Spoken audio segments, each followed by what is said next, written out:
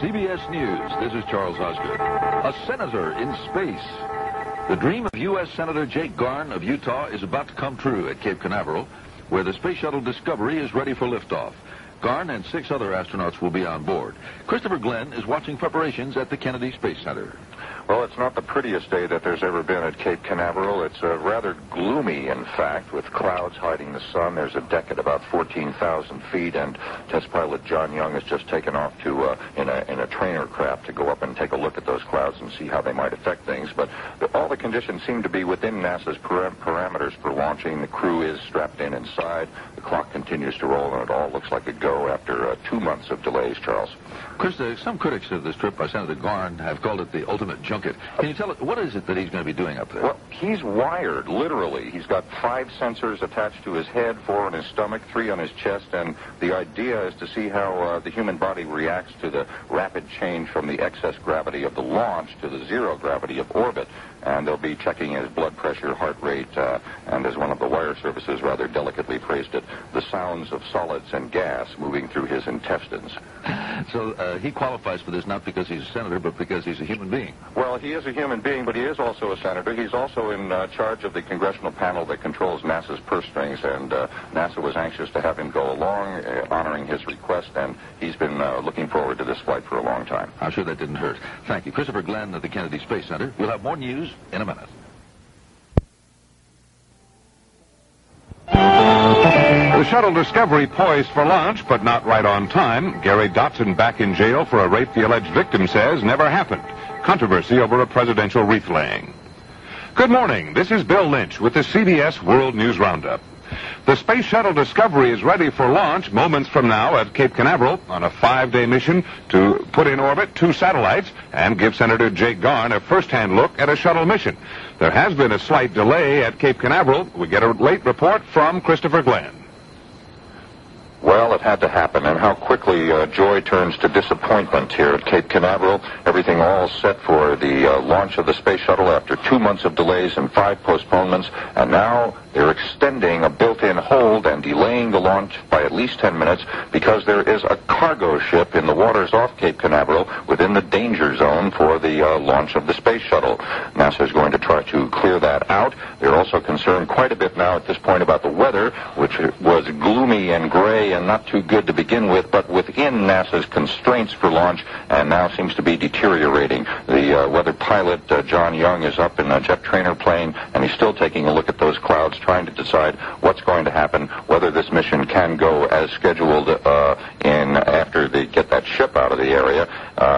But the weather at this point is a factor, and there is also the indignity of this unplanned hold because of the fact that there is a commercial vessel in the unsafe waters off the Cape. And we'll keep you posted throughout this broadcast. The time is now coming up on 2 minutes past the hour. This is a live special report from ABC News. I'm Bob Walker. Vic Ratner at the Kennedy Space Center in Florida. The shuttle Discovery. Vic is less than 1 minute from liftoff. Discovery getting ready to take off into a cloudy sky. Clouds about 3,000 feet up, and the shuttle will just plow through them. The crew of 7 on their backs, in their seats, ready to go. NASA's Mark Hess will describe the final moments of the countdown. The countdown itself has been very smooth overnight. 500,000 gallons of fuels have been loaded on board the external tank, that egg-shaped tank. Now into the final 30 seconds of the countdown. Everything's run by the computer. Let's listen to NASA's Mark Hess. Pre-liftoff order and arming of SRB hold-down ordnance will occur at the T-minus 16-second mark. IMUs go to full inertial at T-minus 12 seconds. T-minus 13, 12, 11, 10, 9. We have a go for main engine start. 7, 6, and we have main engine start. 4, 3, 2, 1. We have SRB ignition and liftoff. Liftoff of mission 51D and the 7-member crew of Discovery. And the shuttle has cleared the tower. There's a giant burst of white smoke and orange flame. Discovery is up and away on her 4th flight. This one delayed a little bit by weather. The 7 crew members being pushed back in their seats by the force of 7 million pounds of thrust. Discovery roars into the cloudy sky and the Space Center.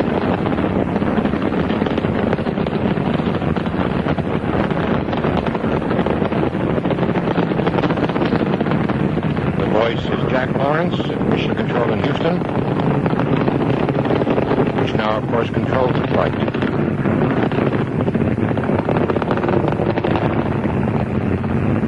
Vic Ratner, with that cloud cover, the noise gets to the press site very fast, doesn't it?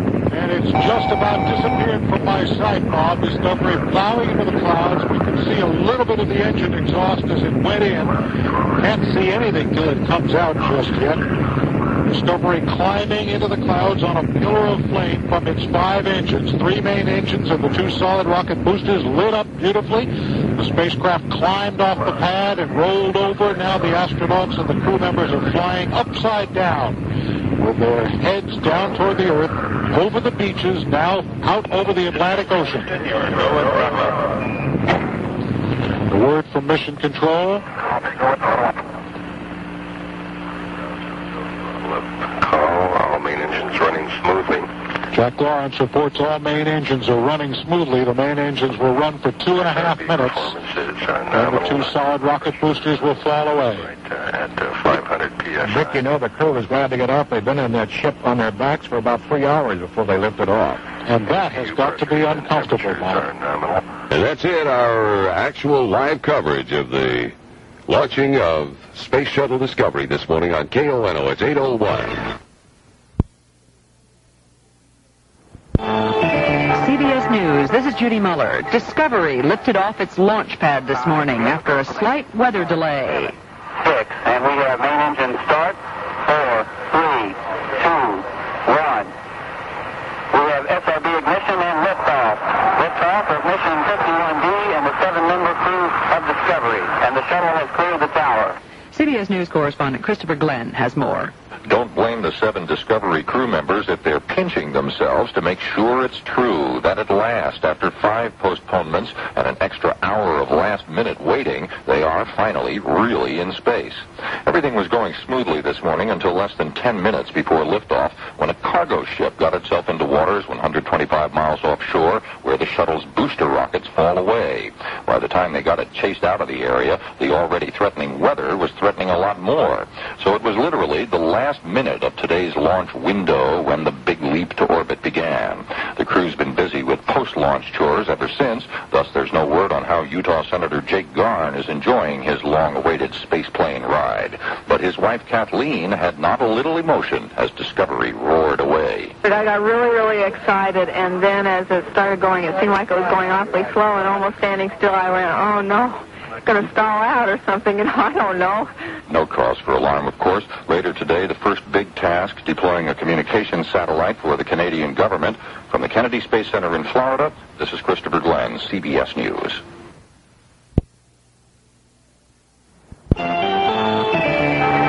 CBS News, I'm Christopher Glenn at the Kennedy Space Center in Florida.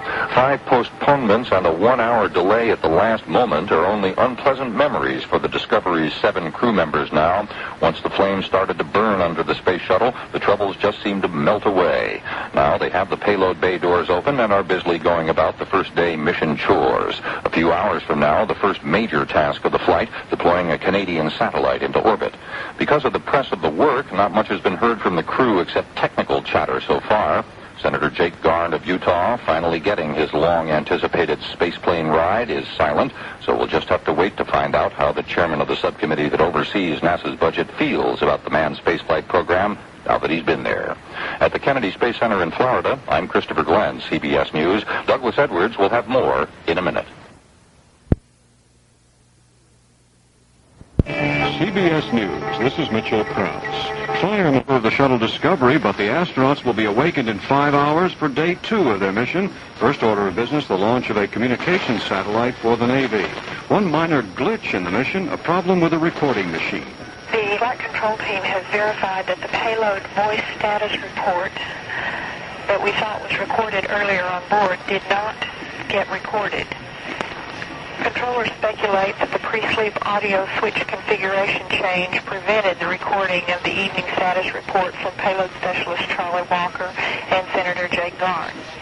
The payload specialist status report could be re-recorded so the flight controllers can obtain any necessary data.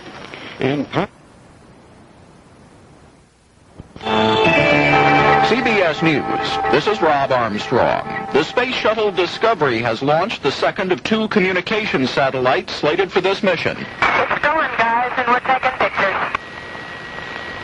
Outstanding. 2 for 2.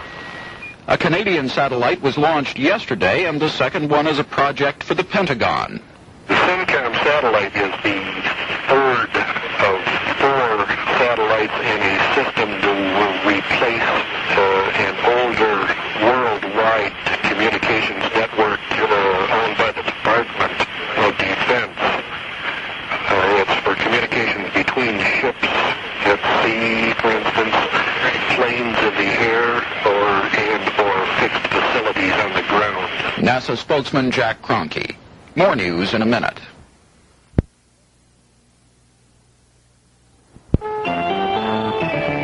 CBS News, this is Rob Armstrong. There is a retrial this morning just after the crew of the Space Shuttle Discovery launched a Pentagon communications satellite, but minutes after the Syncom satellite was released, things started going awry. The Syncom left the orbiter cargo bay normally, but it did not go through any of the post-deployment sequences that it was programmed to do. It was to have deployed an omnidirectional antenna. That did not deploy at a minute 20 seconds as programmed. It did not spin up as programmed 6.5 minutes after deploy. And there was no firing of the parachute kick motor. The voice of Mission Control in Houston. Right now, technicians are weighing their options. The shuttle itself is being kept about 40 miles from the dead satellite because the rocket that didn't fire is still loaded and could be dangerous. President Griggs. CBS News, this is Mitchell Krause. The Discovery astronauts have turned in for their second night's sleep in space, but on the ground, NASA scientists are grappling with the problem of how to activate a crippled satellite, which was launched by the Discovery crew earlier today. And as Steve Scott of station WMEL reports, the company that made the multi-million-dollar communications device for the Navy is also involved in the effort. Technicians with Hughes Communications believe their Syncom satellite didn't fail this morning. It just didn't get turned on. Hughes Chief Executive Steve Dorfman says it thought an automatic switching mechanism somehow got stuck during deployment of the satellite this morning. It's a rod approximately 6 inches long that moves as the shuttle separates from the cradle. And it moves out probably 4 inches away from the solar panel. It's based in the middle of the solar panel. Right now, NASA's plan is to fly up to the satellite Monday and take some close-up pictures of it. If those pictures confirm the switching problem, Dorfman says one possible option would be to send an astronaut out on the shuttle's robot arm to activate the switch and send the dormant Syncom on its way. Steve Scott for CBS News, Cape Canaveral, Florida.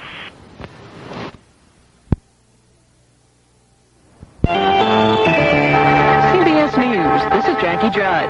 An art in the air about how and whether to attempt a satellite repair mission in space. We have not made a decision yet to commit one way or the other, but there has been a lot of activity over the last 24-hour period. As you might well guess, there'll be a meeting later this afternoon, somewhere in the order of 4 or 5 o'clock this afternoon, to probably keep us committing towards this or changing. Right now, to maintain our options, the only thing we need to do on tomorrow's flight plan is get on with preparing for an EVA option. So we'll do a cabin depress more than likely tomorrow morning. Flight Director John Cox, the EVA option is NASA parlance for a spacewalk. The maneuver for Discovery's astronauts would be a risky one, in part because there is a live rocket on the uselessly spinning satellite. A switch on the satellite failed to trigger events that would have pushed the bird into a proper orbit. Commander Carol Botko says he would go along with the rendezvous to get a close-up look at the problem and has prepared his crew for the possibility of a spacewalk. CBS News, this is Jackie Judd. NASA astronauts on the ground simulated a spacewalk and satellite repair mission. The conclusion is the real thing is doable by Discovery's astronauts. However, a decision has not yet been made. The purpose would be to yank a switch on an errant satellite, which would trigger a sequence of events and send the bird into a proper orbit. The satellite's electrical system apparently failed after being deployed from Discovery's cargo bay yesterday. Pilot Don Williams told Mission Control there is no shortage of research material on the subject of a spacewalk. I think we're happy to report that we got a big,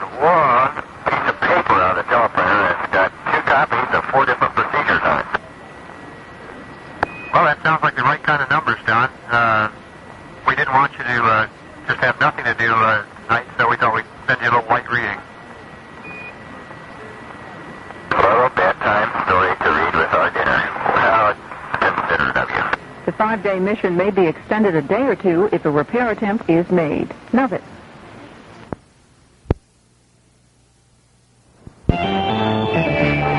CBS News, I'm Bill Whitney. Space Shuttle Discovery, originally scheduled to land Wednesday, will spend at least one more day in orbit while the astronauts try to save the crippled Syncom communications satellite. Mission Control has told the crew to move in for a close look at the lever on Syncom that seems to be stuck, preventing its booster rocket from sending it into the proper orbit. Then there may be an EVA, extravehicular activity, with an astronaut going outside to rig up a system to snare the lever with the shuttle's robot arm.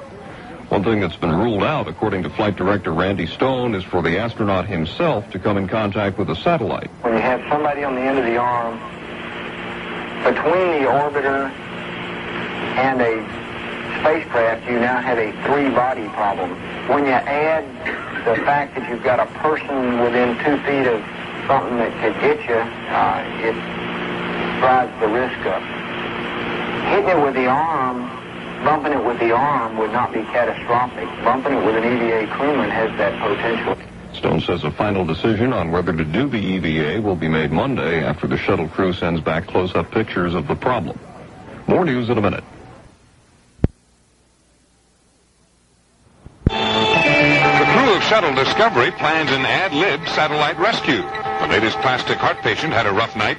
Congress resumes the battle of the budget later today.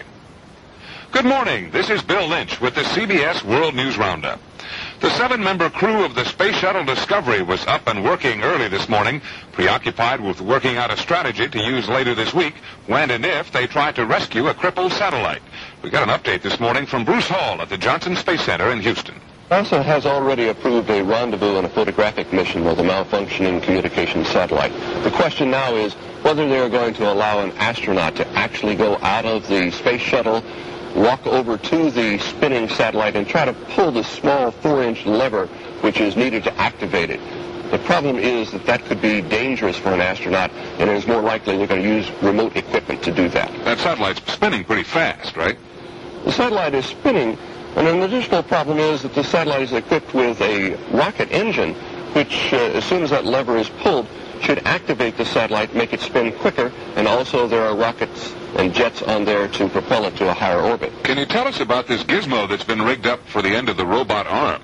What it is a little gizmo that was already aboard the space shuttle as a way to reach some of these small switches or an out-of-the-way area where they could not stay in their seat and reach them. It is almost like a little hockey stick with a little curl at the end of it, and they hope to be able to just snatch this 4-inch lever and pull it into an open position.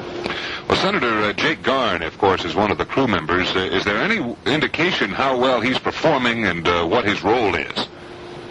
There's been little communication from Senator Garn. NASA has released little to no information about his medical experiments.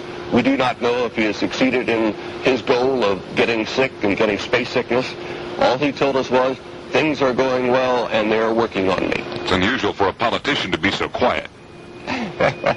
When you're in space, a lot of strange things happen, even to politicians. Correspondent Bruce Hall in Houston. The world... CBS News, I'm Bill Whitney. Alabama plans to get ready for an attempt to salvage the crippled Syncom communications satellite. Early Tuesday, NASA says astronauts Hoffman and David Griggs will venture out to Discovery's cargo bay and rig up a gadget like a fly-swatter that, it's hoped, will be able to snag a stuck lever on the orbiting satellite that should restore power to Syncom.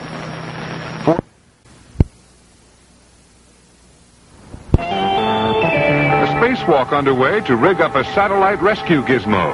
An Alabama prison cleans up from an inmate revolt. President Reagan lobbies for aid to Nicaraguan rebels. Good morning. This is Bill Lynch with the CBS World News Roundup. For astronauts Jeff Hoffman and David Griggs, this is a morning for some Mr. Fix-It work in what amounts to the garage of the Space Shuttle Discovery. We get the latest from Bill Whitaker at the Johnson Space Center in Houston. 2 Space Shuttle Discovery astronauts are walking in space this morning.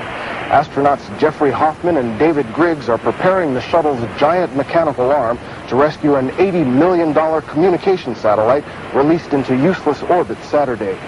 Although this spacewalk was not planned, astronauts Hoffman and Griggs have been trained to work in the craft's open cargo bay. They are scheduled to work in space for about 3 hours today. The astronauts are to attach some fly-swatter-like tools, handcrafted by the shuttle crew, onto the mechanical arm. During the actual rescue mission tomorrow, the arm and tools will be used to trip an activator switch on the satellite, which Mission Control hopes will allow the satellite to be moved into its proper orbit. Bill Whitaker, CBS News, at the Johnson Space Center, Houston.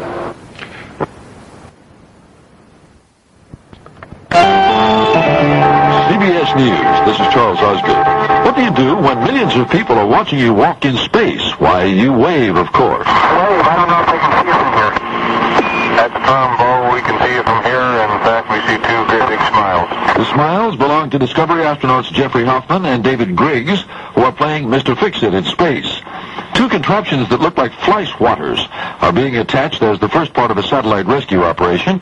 Reporter Bill Whitaker takes it from there. Right now, the two astronauts are floating in space. It looks very graceful, but they're working very hard trying to attach these handcrafted tools to the end of the 50-foot mechanical arm. Tomorrow, the astronauts hope to use the so-called fly-swatters to trip a switch on a dead $80 million satellite, which should activate it and save a key part of this latest shuttle mission. More news in a minute.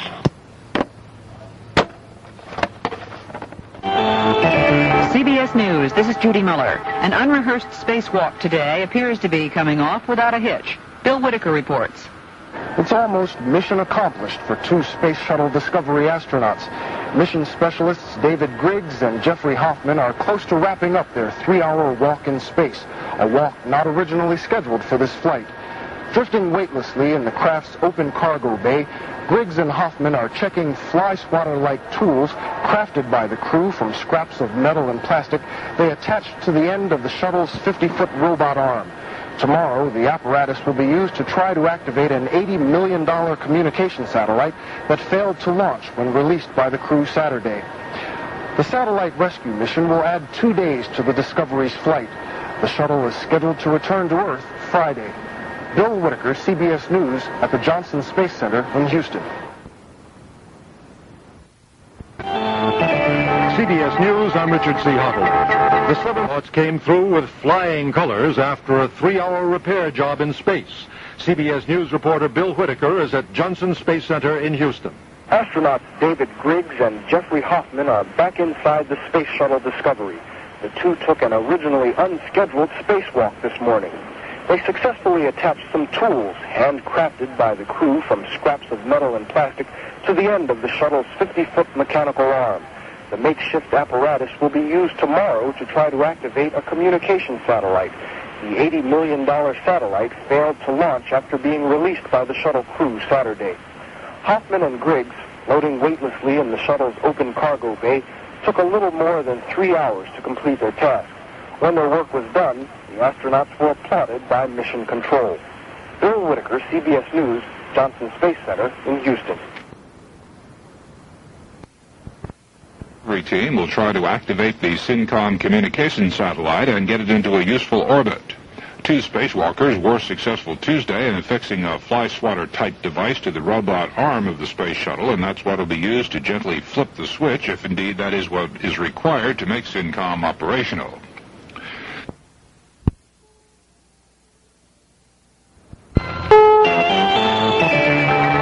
New battles in Beirut bring down a government. The Space Shuttle Discovery chases the errant satellite.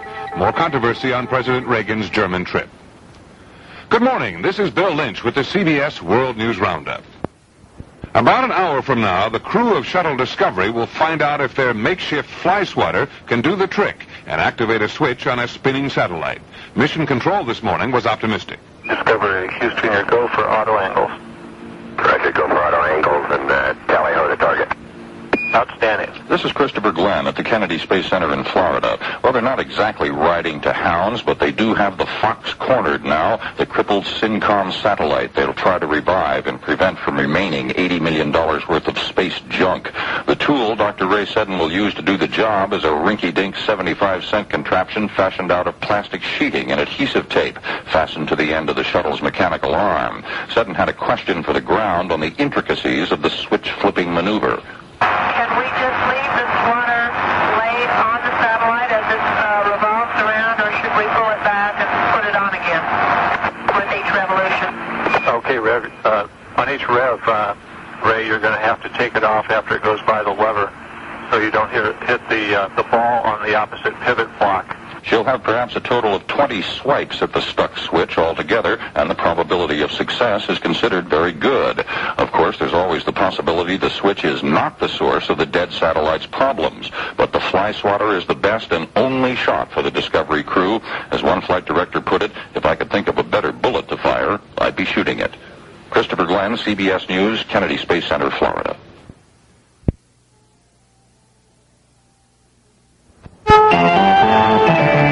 CBS News, this is Charles Osgood. And I'm Christopher Glenn at the Kennedy Space Center in Florida. A few minutes from now, astronauts will wave what amounts to a fly-swatter at a spinning satellite in hopes of saving it from becoming a piece of space junk. Chris, what's the latest from there? Well, the Discovery is now pulled up alongside the Syncom satellite that's broken, Charles, and they're in position, and here's how it sounded as they made that maneuver. Got the ensign, and it's just sitting here floating right over the cargo bay, nice and stable. Work's just begun, but we're looking forward to it. The work really begins in earnest in about 12 minutes when they'll have the first 4 or 6 minute opportunity with maybe 10 tries available in that window to get to that switch and try to flip it with the fly-swatter.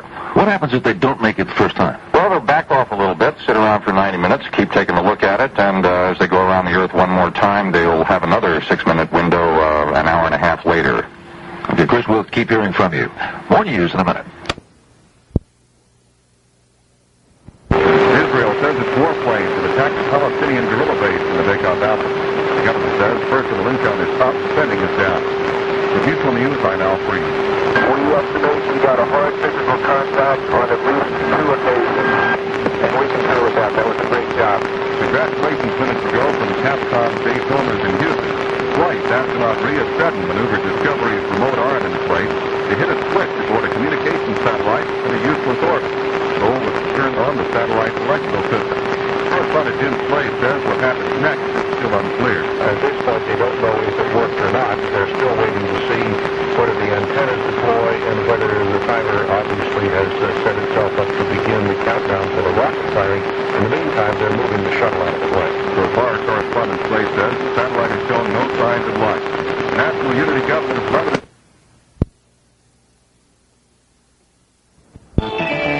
CBS News, this is Judy Muller. We estimate we got a hard physical contact on at least 2 occasions. And we concur with that. That was a great job.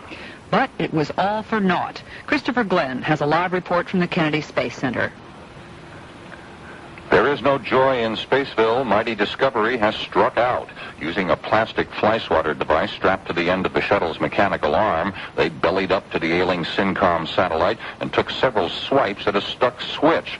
Had the maneuver been successful, the satellite's power should have come on, and its Omni antenna would have deployed within 90 seconds. Alas, it was not to be. The window has closed. The flight rules, which called for hard contact and then separation, have been followed. The orbiter has separated from Syncom. There will be no further attempts to try to trip the leap. So now Discovery is moving away from the satellite, abandoning it to a cold and lonely existence until perhaps someday another crew can get to it and either repair it or bring it back to Earth. It's an $80 million loss. As for the end of this mission, it could come as early as tomorrow, depending on the weather here at the Cape, but the crew is even now arguing to be allowed to stay up until Friday. Christopher Glenn, CBS News at the Kennedy Space Center in Florida.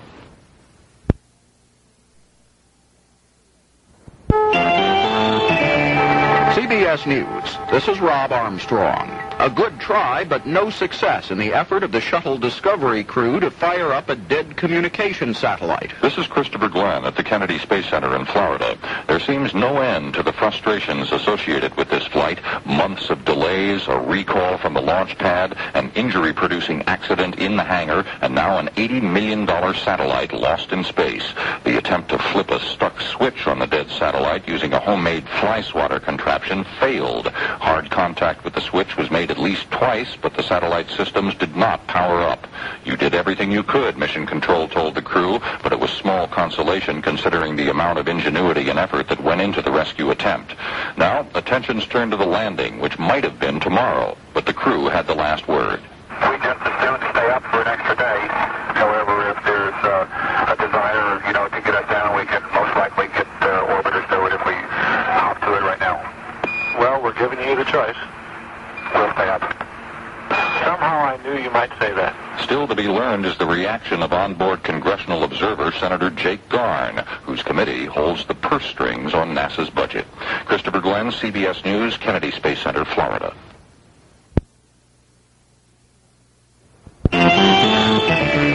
CBS News, this is Mitchell Krause.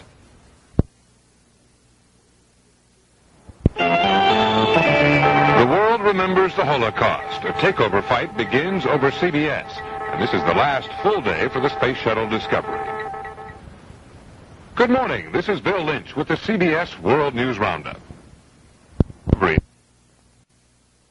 To conduct an in-flight news conference. Dr. Ray Seddon was questioned about her fruitless task trying to get a dead communications satellite working yesterday. Well, Dr. Seddon, in the Syncom salvage attempt yesterday, did it appear that you at any time moved the lever, and if so, how much? We couldn't really tell whether we moved the lever or not. There was a lot of stuff in the way of our view. We know that we did at least twice catch the lever on our devices. We couldn't really tell whether we moved the lever at all. The crew has another unusual space-to-ground session coming up a short while from now. They'll be able to chat with the crew of Challenger, which is already on the launch pad for the next mission less than 2 weeks away. The Challenger crew is conducting a mock countdown this morning. It'll be the first direct spacecraft-to-spacecraft communication since the Apollo days. Other than that, it'll be a routine last day in space, tidying up, stowing gear, performing the 1,000 checks that must be done, and reflecting on a mission full of ingenuity, extra effort, and disappointment over the failed communications satellite. Christopher Glenn, CBS News at the Kennedy Space Center in Florida.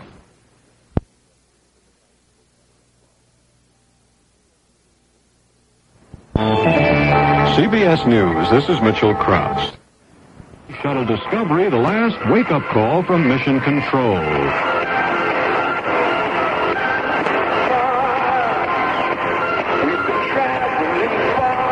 morning, Houston, Discovery here. Good morning, Discovery. We read you loud and clear. Hey, great choice of music. Look forward to seeing you all pretty soon.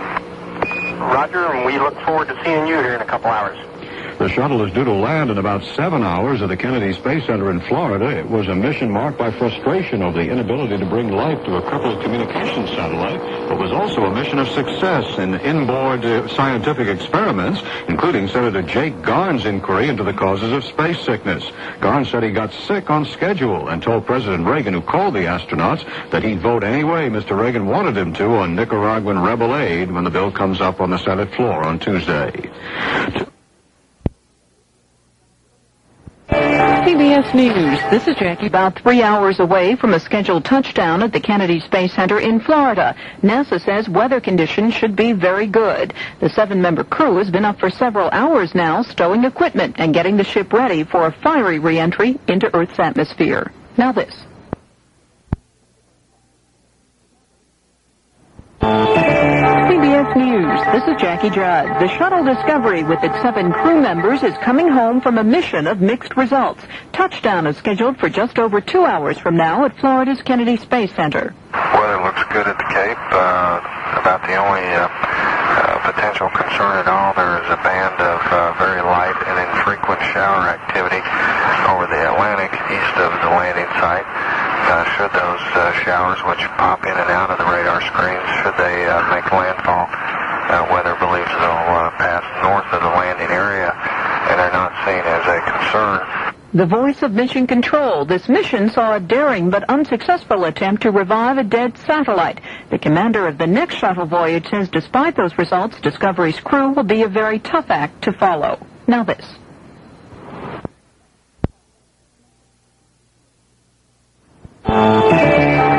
CBS News, I'm Bill Whitney. The Space Shuttle astronauts, already 2 days overdue, have been waved off from Cape Canaveral. Weather there is good in some portions and not so good in others, and currently right now the rain showers are not cooperating and are too close to the SLF.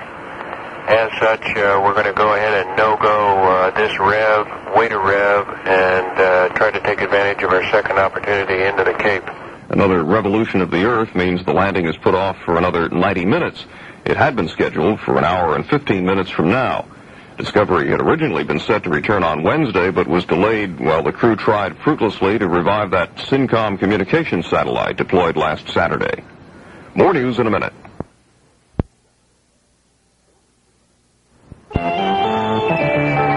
Space Shuttle Discovery comes in for a landing after an expert go-round. The president and an angry Jewish leader will meet at the White House this morning.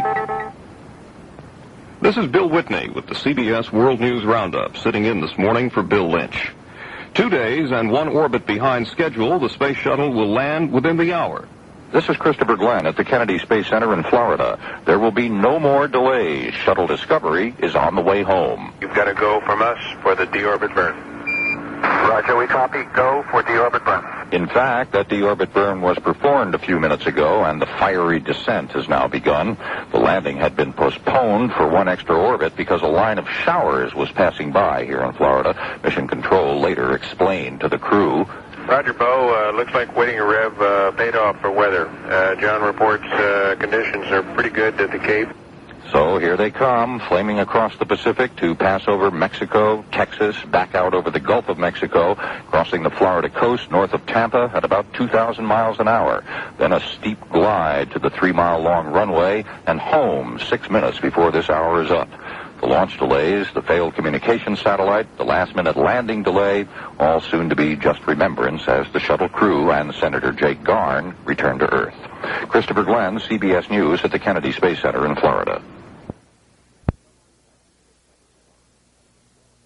Discovery's landing at the Kennedy Space Center in Florida. I'm Christopher Glenn, CBS News, and delighted to have with us today Jim Mizell, a NASA spokesman and a long-time 25-year NASA engineer. Jim, we heard the sonic booms which herald the approach of the spacecraft to the Kennedy Space Center about a minute ago, and still don't have them in sight. I can't pick them out anywhere up there, but I know they are turning around the heading alignment circle and they make a big wide turn and come swooping down toward the runway. Well, they're up there about 65,000 feet, and we won't be able to see them due to the haze here, but they'll be coming in very shortly and making that right turn out over the south, and we're heading back toward the runway. We certainly lucked out as far as the weather was concerned. Earlier on, a couple of rain showers went through, forced a one-orbit delay, but look at it now. Have you ever seen it better? I think this is the best landing view we've ever had here at Kennedy Space Center. Visibility over 25 miles and no clouds whatsoever. And we do have a sensational view. We are standing atop the vehicle assembly building, a big hangar structures that they put these spacecraft together in, and we have a bird's-eye view. And Jim is tapping me on the shoulder and pointing out the spacecraft to me now, and we can see it coming around, coming from the south, high above us, just beginning to catch the sun and show itself off to our eyes here. We will have a beautiful view. It'll streak across the marshy swampland toward the runway, the 3-mile-long, 15,000-foot concrete runway. I'm always amazed, Jim, at the steepness of the glide slope as they come down. If you did that in a normal aircraft, a normal airliner, you'd be scared, I would imagine. Well, you would definitely overshoot the runway if you came in at this speed with a regular aircraft, because this aircraft flies into the runway at the speed at which some airliners fly in level cruise. Why do they come down so sharply, or why don't they just do it like normal? Well, you know, the pilots say that only the altitude below you is the altitude you can use. They want to make sure they're not going to overshoot the runway, and the shuttle itself glides like a rock. It's a very steep angle, and they're getting ready to put down the wheels. It looks like a DC-9 at this particular time. Oh, it's beautiful. Right, gleaming white over the brown and green. There go the landing gear. Gear is down, approaching the end of the runway. Pilot giving us a flare now. Over the end of the runway, and they'll... he hit the numbers right on the button. Sure did. And they'll glide down about a third of the way down before touchdown. Touchdown. Yep, the wheels puff their little puffs of smoke as they touch down. We hear the applause from workers below us standing out in the street, and out at the press site closer to the runway, which is about 2 miles away. And the rollout continues. They're about halfway, a little bit more than halfway down the runway. I presume they'll come to a stop in about 2/3 of the way down. That's right, correct. Right on the money. Right, and they'll be trying to preserve the brakes. They won't use the brakes any more than they have to, because this is a very heavy vehicle, over 180,000 pounds, and a touchdown speed of over 200 miles an hour. It's not your average airliner, that's for sure. That's for sure. Of course, this was Senator Jake Garn's flight, and he was extremely enthusiastic about it yesterday when he talked in the on-orbit press conference. He looked like he had really had a good time. Did the rest of the crew have a good time, or were they disappointed by that satellite failure? Well, we had a success on this mission. We successfully put up the Annex satellite, and all the other experiments went well, and the Discovery itself has performed flawlessly once we got it in the air. True. The shuttle had a lot of delays before it got off the pad, but once it went, it did its job. Just right. Picture perfect, that's right. Whatsoever, from launch to landing as far as that's concerned. And that's complimentary of the ground crew. All right. Jim Rizel, I want to thank you very much for being with us, NASA spokesman and longtime engineer. Nice to have your commentary with us.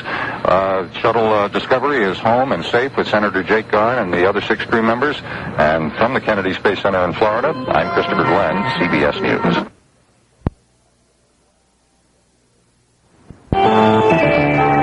CBS News, this is Charles Osgood. And I'm Christopher Glenn at the Kennedy Space Center in Florida. They're back home now. 7 astronauts completing a week-long mission aboard the Space Shuttle Discovery. Gear down and lock. Touchdown. That's how NASA described the landing just a few moments ago. How did you see it there, Chris? Chris Glenn, can you hear me? I know Chris Glenn is there at the Kennedy Space Center in Florida. Well, Christopher Glenn, can you hear me? Are we in contact? Yes, okay, Chris. Okay. This is Charlie Osgood in New York, and they're back. Is that correct? They're back, and it was a beautiful landing indeed. It started off very rainy this morning, forcing them to go around the Earth one more time, but they cleared off, and when they came down, it was indeed a sensational sight. They passed directly in front of us and made a picture-perfect landing on the runway at exactly the specified moment. From what we understand from the ground control, everything is fine aboard the ship, and they're going through all those detoxification procedures, and they blow away poison gases and things like that with giant fans, and soon the crew will be coming out and getting their Earth legs back again, Charles. Okay, Chris, Senator Garn didn't have much to say during the flight, but I'm sure we'll be hearing quite a lot from him in the days and weeks and years, I'm sure, to come about his space flight. More in just a moment.